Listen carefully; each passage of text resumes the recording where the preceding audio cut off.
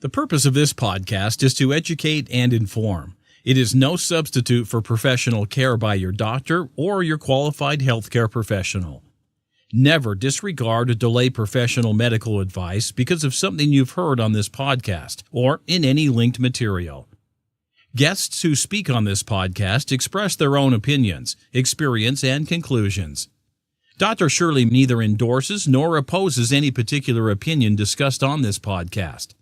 The views expressed on this podcast have no relation to those of any academic, hospital, practice, institution, or other entity with which Dr. Shirley may be affiliated. Welcome to Forever Fab, the podcast on fashion, the art of living, and all things beauty.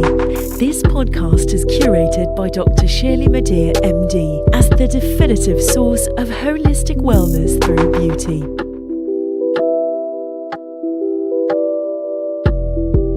Hey guys, so we're back with part 2 of our interview with Dr. Shirley Madhere, New York City-based plastic surgeon. Hello. And hello. And when we were last speaking, we were talking about how you were all schooled up.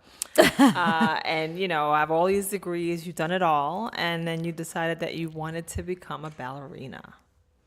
How did that happen? How did your family react to this? I need to know the whole play of how this actually played out. Well, temporally speaking, what had happened was it was actually during high school. I danced. I think I started dancing at 8 years old. Oh, wow. Yeah, I started very early. And there was a point where I had to decide what I was going to do with my life. It was either going to be become a professional ballet dancer or, you know, go to academic school and not do the ballet dancing thing. And I remember I was in the kitchen and I had some auditions set up with a performing arts school and I was really torn. I didn't know what to do. And I was in the kitchen, I was dressed and sort of ready to go, but kind of vacillating like, And my mom came into the kitchen and she made herself some coffee and she was in her robe. And, you know, I asked her, I was like, so what do you think? Do you think I should go on this ballet audition thing to go to the ballet school? Or do you think I should skip it and do the academic school? And I don't remember the exact question, but I was asking her to help me figure it out and give me the answer. And she didn't even turn around. She just kept stirring her coffee and facing the sink. And then she put the spoon down and took a sip. And then she looked at me and she just said, I don't know, it's your life, and walked out of the kitchen. Ba-doom, boom. I love her. And I remember sitting there like, even. well, dang. I know. Lady, can you help me out? Help a sister out. Yeah, you're my mom. Can't you tell me what to do? You're always telling me what to do every other time. Why are you not telling me what to do now when I asked you for it? So she didn't tell me what to do.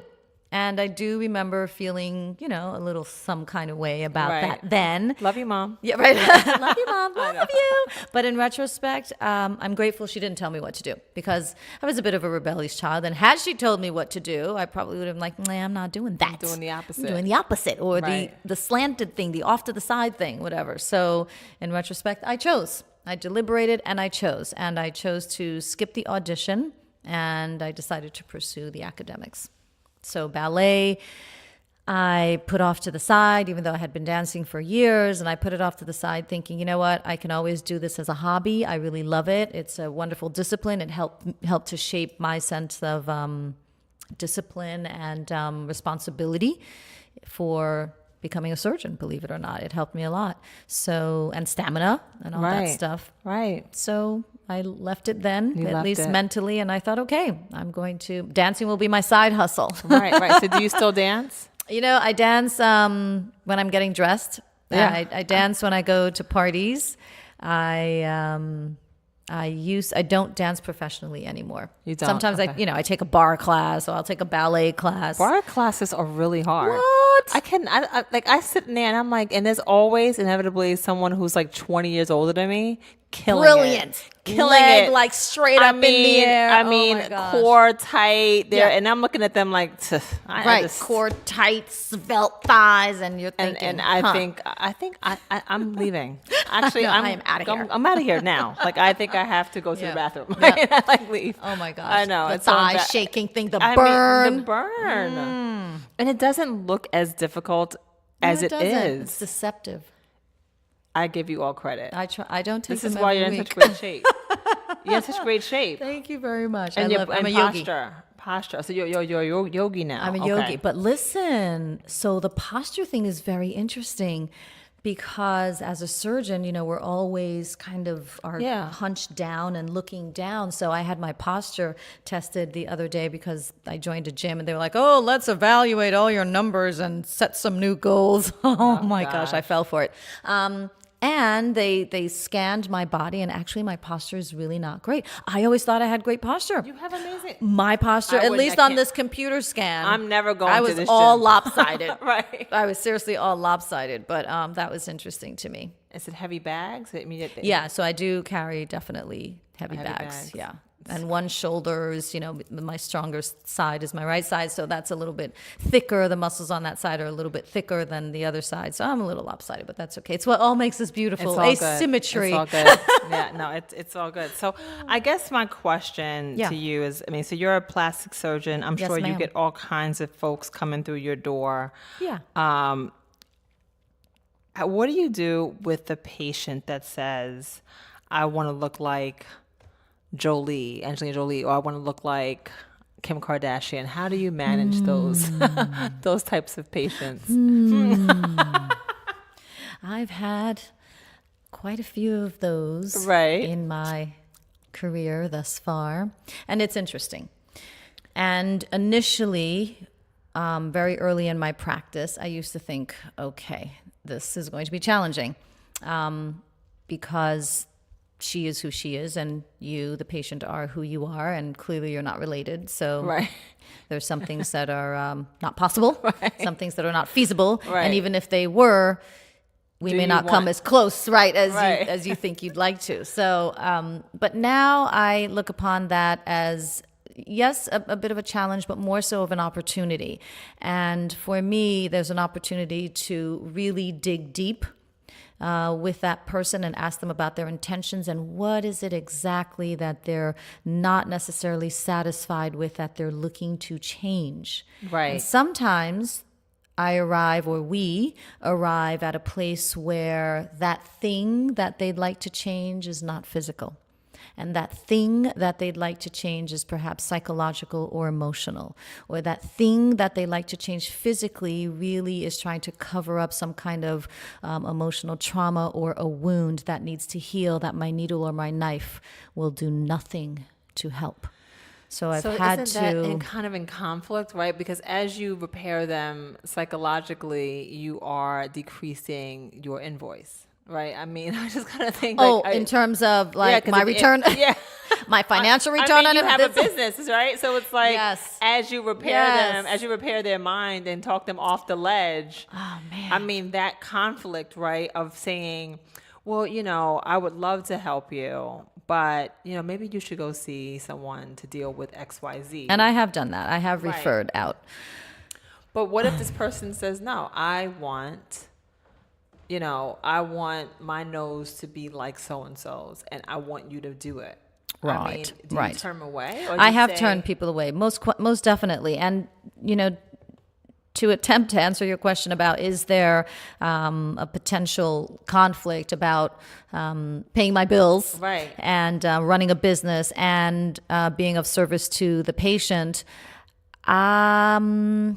it's not a conflict for me because I always remember that I am not just a technician, and even though I do run a business, first and foremost is my Hippocratic oath: do no harm, and secondly is to contribute to with integrity, and also to really be of service to this patient/client, whatever you want to call them these days, and really help to empower them to define their best version of themselves. So when I think about that, finances don't really come into play. But if I say to you, Dr. Shirley, I want to do X, Y, Z, are you going to tell me no? It depends on how crazy it sounds. Right. And frankly, honestly, it depends on whether or not I am qualified to do that for you. Right. I am very well trained. Do you do face and body? I do face and body. I'm very well trained. I'm very confident with what I can do, but I also have my limitations. I don't do everything. I'm not for everyone. My philosophy doesn't please everyone. I have a certain protocol, but before and after, if you're not feeling it, then it's okay. Right. And that just is what it is. I'm blessed that I'm able to maintain my practice and continue to see my patients. Right. And it doesn't mean I get to, fly around the world every month, all the time, but that's okay. That's not why I went into practice. Area of the body that you like to work on? Oh, I love face and body. I love noses because they're challenging.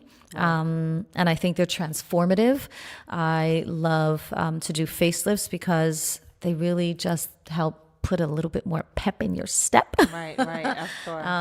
I love sculpting through liposuction because I think there's just so much you can do to help someone really put their best selves out there. And I feel really lucky to be able to do what I do. And it's just part of the equation. It's not everything. I mean, I guess you've seen how cyclical things are, I'm sure, in plastic surgery as they are in life, right?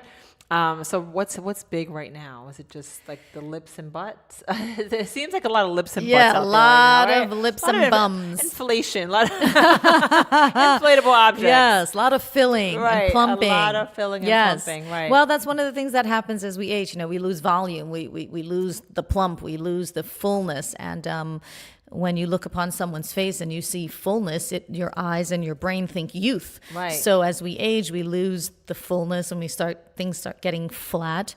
It's fascinating because I think that as I've gotten older, my face I had huge cheeks. Yeah.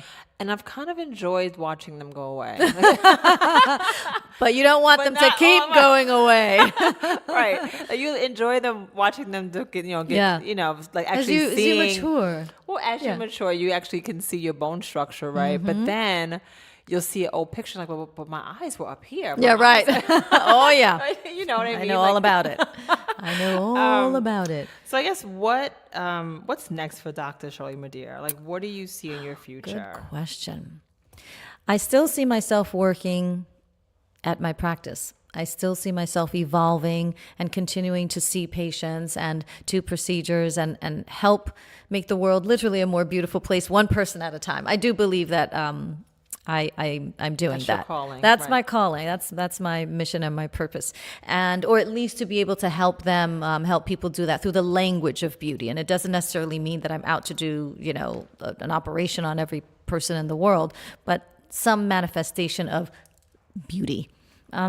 So for me, I definitely see myself continuing to work. I see myself expanding beyond my surgical training horizons and speaking more the language of wellness, because I do think it's all related. Anything that I do on one part of the body clearly affects and resonates a distant part of the body. I believe in holism, and it's part of my practice philosophy. So I see myself engaging more in the wellness world. I see a product line somewhere. Right. Along the road. I mean, I'm not sure what. Whatever you're selling, I'm buying. Okay. I just want you to know, whatever you're selling. Thank you. I want to be one of the first people in line and be like, hey, I got it. People sleeping outside trying to get it. Right? Let's speak like at the Apple store. Yes, you got to speak it into existence, That's right? Good. It's spoken out into the universe. So I see that somewhere along the line, and to continue to teach and inspire. And I guess what, this hopefully there's somebody out there listening and, dreaming of what they're going to be and trying to say, do you think anyone's too old to go to medical school? Oh, no. Did you have people in your class who were older? Yes, absolutely. I distinctly remember there were a couple of people in my class. So if I'm in medical school, I'm in my teens, early 20s, and they were definitely in their 40s, 50s. Wow. Yeah. So, audience, listen, it's never too late, right? Never too late to dream and to go, right? And to do it. I guess what advice would you give to an aspiring doctor or business person or Keep dreaming. Keep dreaming. And take all the steps you need to do to help make that dream a reality. And like your mom said, never forget who you are. Never forget whom you are and what you're capable of. I love it. And I think on that note, we are going to wrap. It's a wrap. So thanks so much, guys, for Thank you tuning for in having to me. another episode, Dr. Shirley. It has been an absolute pleasure. And the honor is mine. And I hope to be online, standing outside overnight for your product in the near future. You will be one of the first people to know, I promise. So everyone, please tune in to Dr. Shirley's podcast, Forever Fab. It will be launched on iTunes on January 16th. I believe will be launched by then. This episode will be on air by then. If not, then look it up. Forever Fab. Look for it. It is a podcast Wait on for beauty, it. fashion, and wellness. And Dr. Shirley is dropping knowledge, and everyone needs to hear it. I know. And she's hilarious. Oh my God. And you see this person? She's gorgeous. She's like hard to look at. Thank you. Thank you. Anyway, until then, thanks for tuning in to another episode of I can never say my own name to my own show, but that one. And Unexpected success. yeah, thank you. You're welcome. And we can be reached on, we can be heard on iTunes, Spotify, YouTube, Podbean. And until then, Dr. Shirley, keep winning. #Whitney. Cheers. Thank you for listening to this week's episode of Forever Fab, the podcast on fashion, the art of living, and all things beauty, curated by Dr. Shirley Madhere, MD. Live beautifully and help make the world a more beautiful place.